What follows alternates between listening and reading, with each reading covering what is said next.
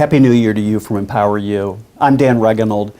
I wanted to talk to you about a very special EmpowerU session that will be taking place on Monday, January 16th from 7 to 8:30 p.m. at EmpowerU Studio at Frame USA.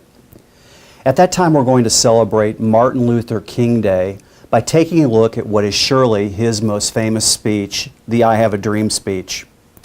For 18 minutes, you'll get a chance to listen to what many people have called one of the most important speeches in the history of America, maybe only second to the Gettysburg Address.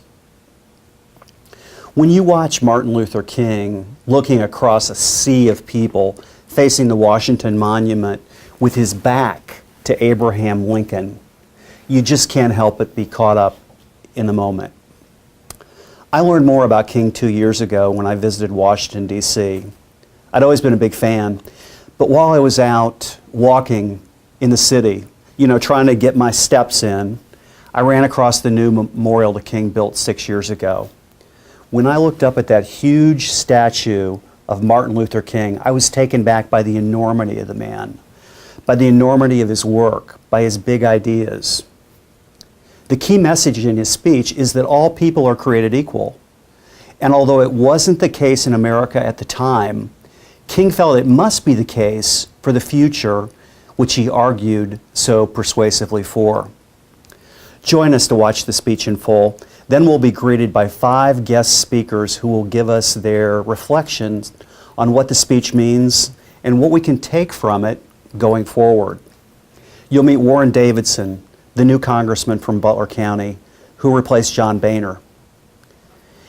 Davidson is a rising star of the Republican Party.